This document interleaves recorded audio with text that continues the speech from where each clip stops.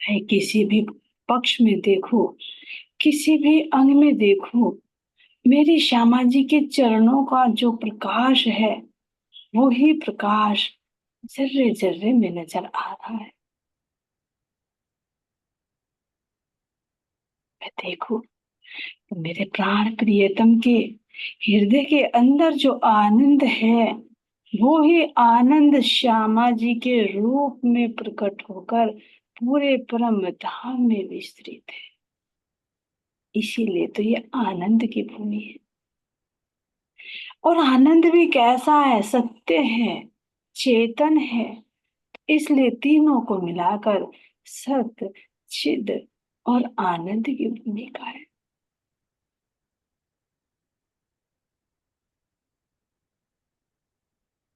जहां जाए, जिस पक्ष में जाए, जिस लीला में रमण करे, हर एक लीला में वो आनंद ही आनंद समाहित है।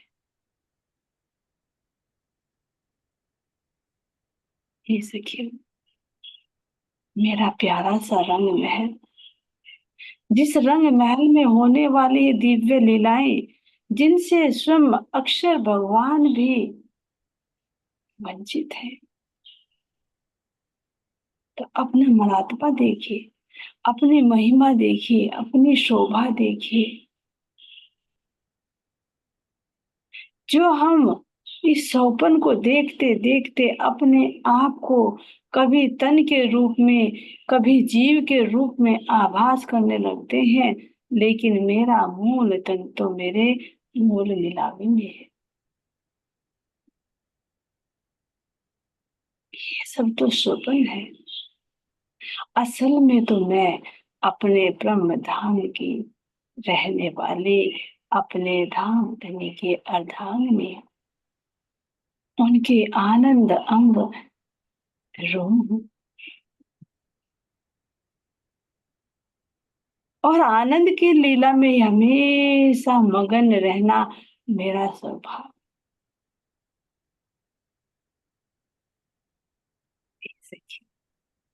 अपने इस रंग महल की सुंदर शोभा को देखिए।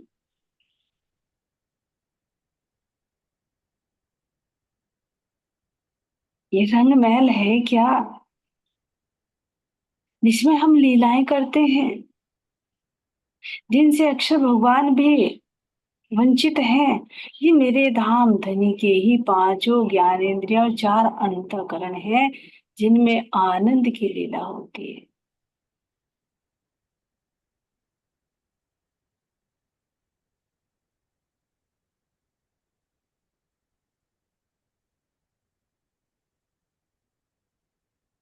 ये कोई पत्थर का, हीरे का, स्वर्ण का, चांदी का बना हुआ नहीं है। ये नूर का, मेरे धनी के हृदय का जो नूर है, वो कहाँ प्रकट हो रहा है? उनकी पांच ज्ञानेंद्रिय, चार अंतःकरण, उनमें प्रकट होकर ही ये एक महल की भांति दृष्टिगोचर हो रहा है।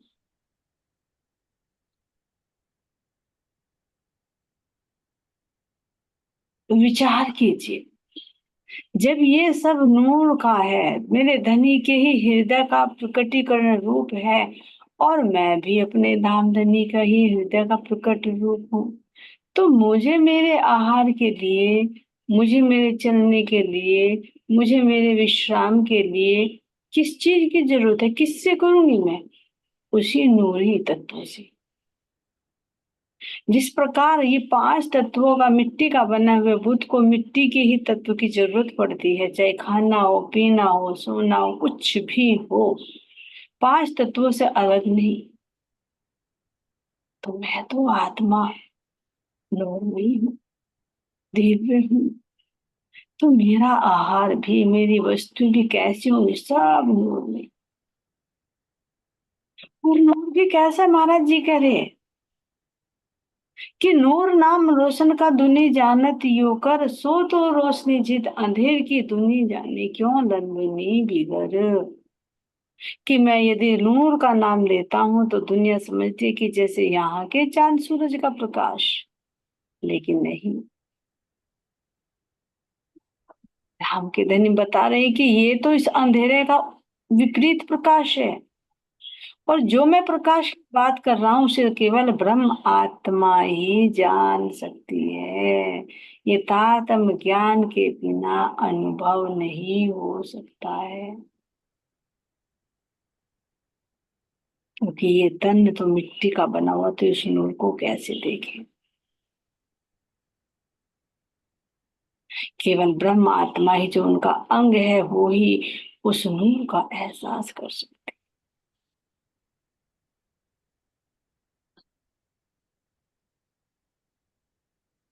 नूरी हमारे तन, नूरी मेरे परम धाम।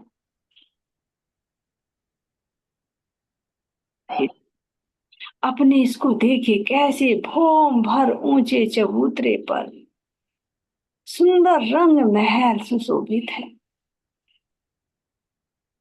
जिसके सामने बिल्कुल चांदनी चौक कैसे झिलमिला रहा है।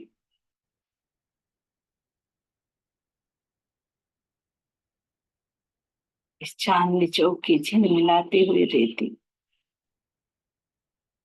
झिलमिलाते हुए सुंदर दो वृक्ष जो अपने हरियाली और लालिमा को किस तरह से बिखेर कर इस चांदनी चौक में, इसकी रेत पर भी ऐसे लग रहा है मानो रंग बिरंगे नगो बिछा दिए गए हों।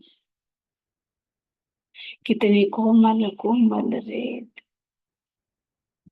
उसमें नूरमयी रत्नों से सुशोभित पशु पक्षियों की शोभा तो अद्वितीय है, वर्णनीय है। कैसे वर्णन करें।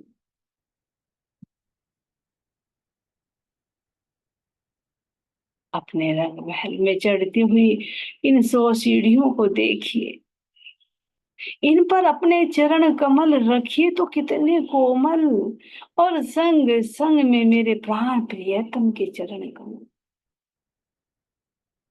हाथों में हाथ डालकर हम रूमें कैसे मस्ती में मस्त होकर अटखेलियां करती हुई, कभी कोई किसी का पल्लू पकड़ती, कोई किसी की चोटी पकड़ती, कोई किसी को पीछे धकेलती, इस तरह से हथखेलियां करती हुई कैसे हम इन सीढ़ियों से जाते।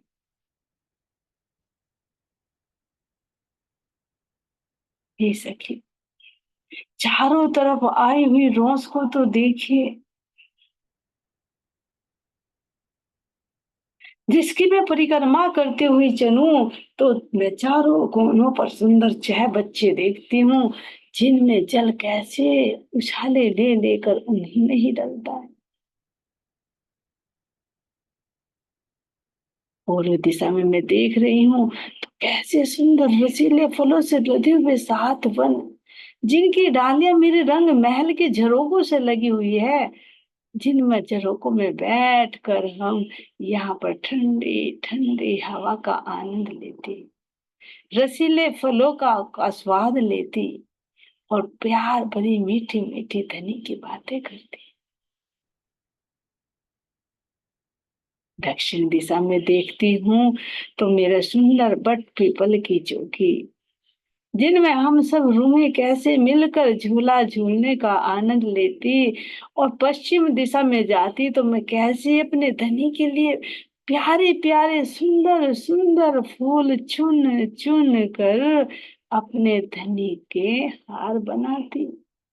इतना ही नहीं, उनके चरणों के आभूषण, उनके हाथों की मुद्रिकाएं, उनके हाथों की पहुंची, कड़ा, गले के हार, कानों के आभूषण, इतना ही नहीं, पूरे सुंदर पाग भी मैं अपने धनी के इन फूलों से ही बनाती।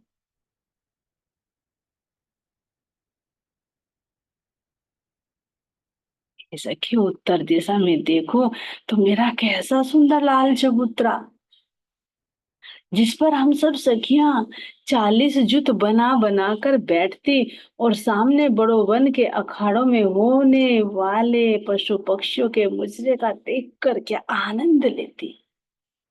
इतने विशाल विशाल हाथी, और कैसे हाथी, कोई सफेद, कोई काला, कोई पीला, और एक तो ऐसा कि सब रंगों से सुशोभित। और जब वे अपने सूंड को उठाकर अपनी गर्जना करते, और खरगोश, ये छोटे छोटे पक्षी कैसे उसकी सूंड के साथ अटखेलियां करते, कभी उसके पीठ पर बैठते तो कभी शीश पर बैठते, और किस कैसे आनंद की लीला में रमण करते, इस का वर्णन नहीं किया जा सकता। ये सब क्या है? मेरे धनी के इन्हीं अंतःकरणों का ही प्रकटीकरण है, जो चित्त रूपी प्रथम भूमिका, जिसमें मूल मिलावा है, और मेरी रसवती का चोक यानी रसोई।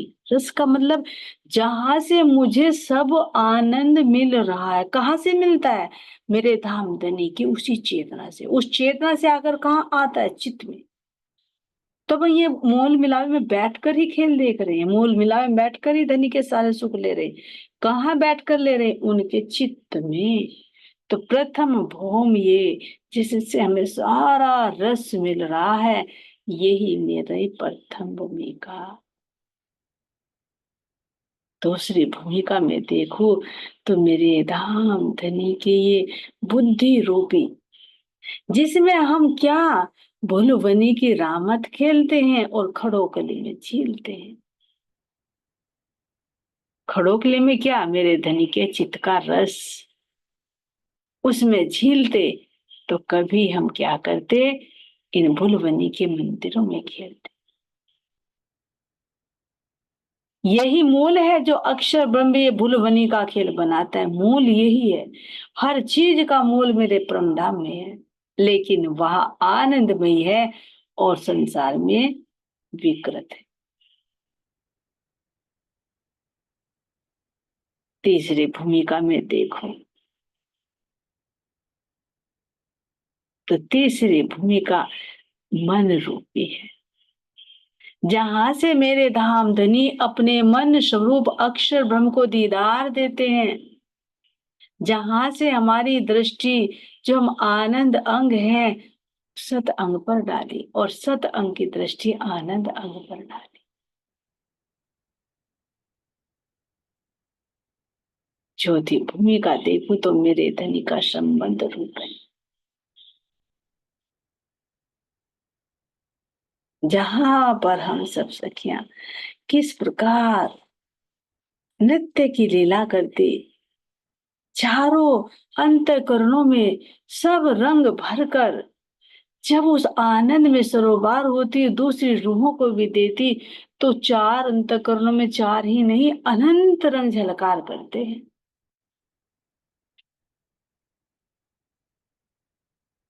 इसीलिए चौथी हवेली नृत्य की हवेली है।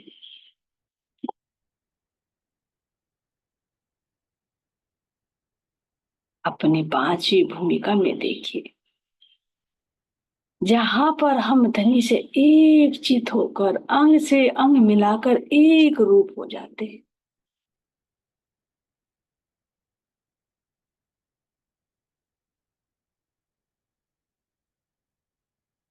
जो दो अंग भी एक अंग हो जाते हैं, तो वे मेरे धनी का ही त्वचा, कहीं यहाँ की भाषा में तो वो एकांगी की लीला होती, जिसमें दो है ही नहीं, जिसको घनीभूत कहते हैं। छठी भूमिका में देखिए किस प्रकार मेरे धाम धनी के ये सुखपाल, जो परम धाम की हर एक खुशबू का में एहसास कराते हैं, मेरे धाम धनी की नासिका का प्रतीक है, जो पूरे परम धाम का रमण करके वहां का आनंद लेकर वापस इसी में ही आ जाते हैं।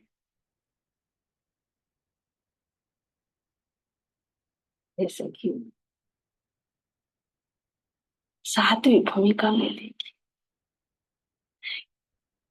जो मेरे धनी के ये श्रवण अंग, जहां से हमें इन झूलों की कर्ण प्रिय ध्वनि सुनाई पड़ती है,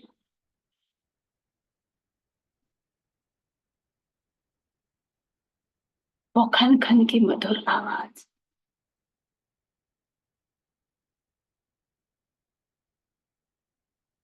आठवीं भूमिका में तो जब चारों अंतकरण एक हो जाते तो कितनी रस मिलता है।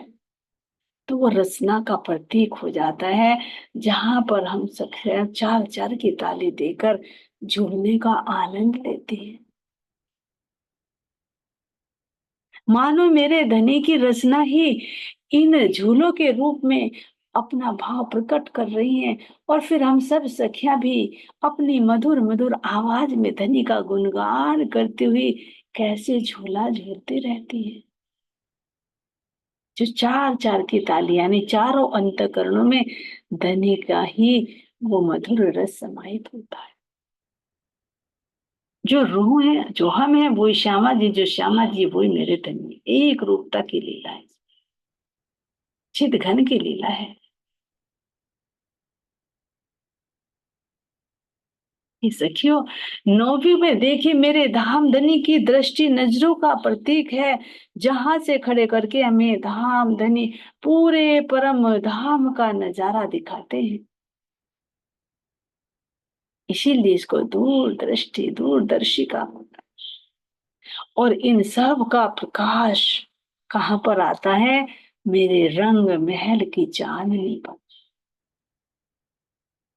जो ये पांच चार अंतःकरण पांच ज्ञानेंद्रियों का जो प्रकाश इस रंग महल की चांदनी के रूप में प्रकट हो रहा है ना, तो साथ साथ में जो रंग महल का विस्तार पूरा 25 पक्ष है, उन सब का रस हम इस चांदनी पर लेते हैं। इसीलिए पूर्णिमा को यहाँ पर पूर्ण प्रकाश पूर्ण आनंद की लीला होती है। और यही पर आत्मा पूर्ण हो जाती है, जब अपने धनी के एक एक अंग का वो रस, उसका वो ज्ञान, उसकी वो पहचान ले लेती है। तो यही चांदनी की लीला में रमण मेरे धाम धनी कराते। ऐसे धाम धनी के चरणों में कोटि कोटि प्रेम। बोले श्री प्राणनाथ प्यारे की जय, धाम के धनी की।